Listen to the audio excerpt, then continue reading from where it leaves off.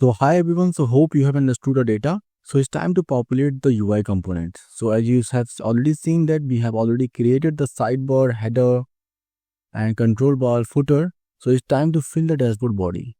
So first we are going to create a user box.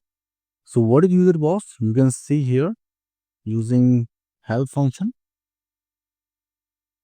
So basically user box create a user card. So you can see we have multiple cards.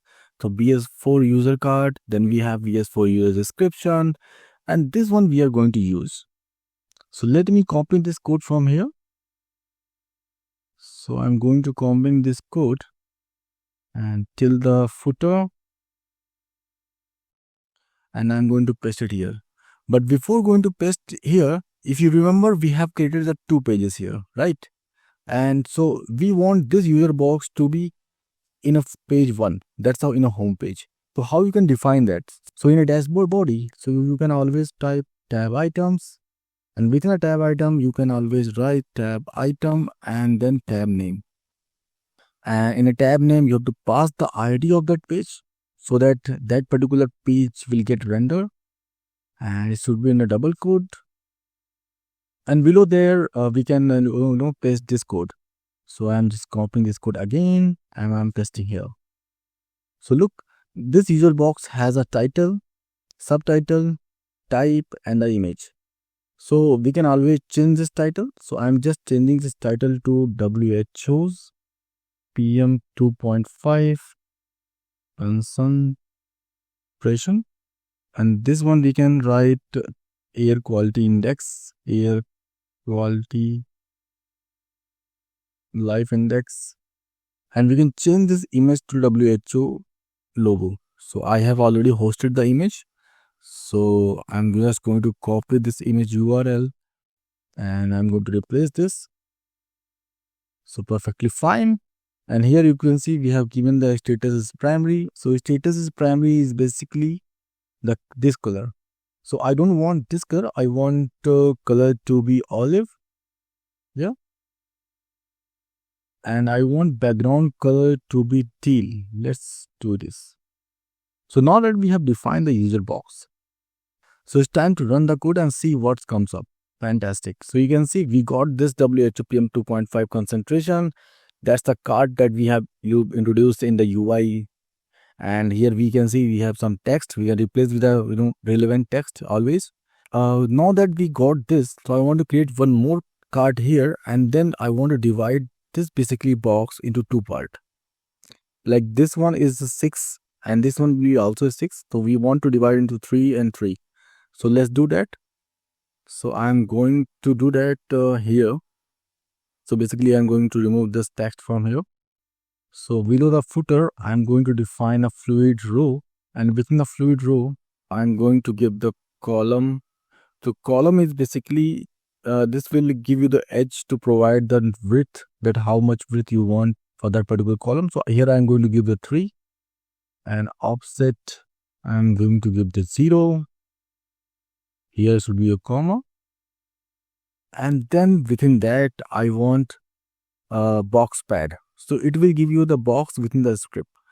So here we can always define a color. So color, I can provide the olive color.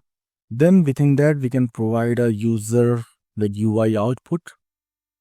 And within the UI output, I'm going to provide the ID. So I'm going to provide the ID as a WHO box 1. WHO box 1. So what I'm going to do, this is the ID that I'm going to pass to the server so that we can fetch the data from the server. So I'm going to define a 2 box plot. So this is a first component, and I always can define a second component below this, and we can always change this box ID to 2. So UI ID always should be unique. That's a very important thing that you have to remember. So I have defined the 2 basic component here. So there is a typo that it should be a width like this, and also I have to copy this one and paste it here. Let's not run this code.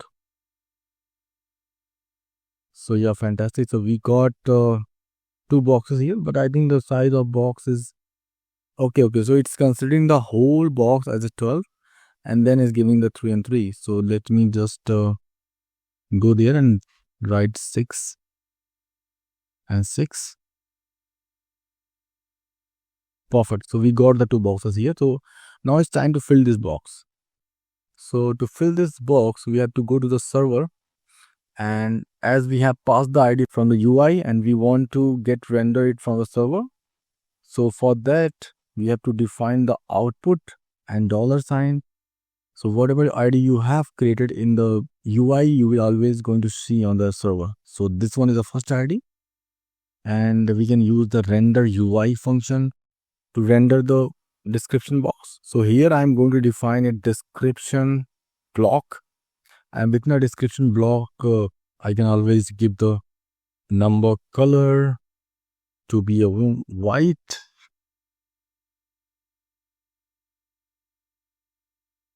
and number icon I can give like icon, I can provide like users, and here I can provide a header. So in a header you can provide either some dynamic number or static number, or you can just type the text that you want to see on the header. So here I'm going to give the like a static number for the time being, and there's one more argument, that's text. In a text I can define that states below WHO threshold. So similarly I'm going to do it for the second. So here I can like change this box name to 2,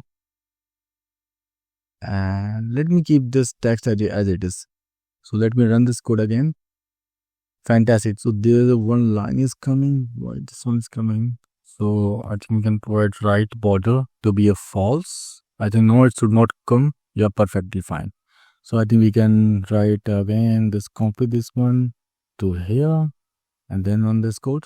Perfect. So you can see we got one box here with a state name and all. So this is a static value we have defined. So now we time to define it using the data frame. So always we can pass a data frame here. So I have already written the code here. So I'm going to copy this code here, and in the server I'm going to paste it here. So if you want to see this data, so you can see we have the state name, total population, year, and num counts is basically the PM2.5 concentration value. And this is a parameter because this has 3 parameters, basically PM2.5, then life loss per person value, so as per the national and as per the WHO. So I'm going to define this. So here is your data frame. I am filtering the maximum here. So I am taking the year which one is the maximum, and then I am passing the parameter to be 2.5. I'm filtering that particular parameter, and I'm giving the condition as count is equal to 5. It means that we are focusing on the state that has a concentration level of 2.5 is more than 5. And we are arranging it using this function, and I'm counting it, and then I'm pulling the data from the data frame. So if you will not pull the data, you will get a data frame. And if you are using this pull function, then you will get a direct value. So I'm running this code, and you can see we have 37 states that are above the WHO guideline. So always we can, in a header, we can provide this value, or not this value, this data frame, right? And here we can write above. So it should be above, and it's below. So we can always like copy this code and paste it here.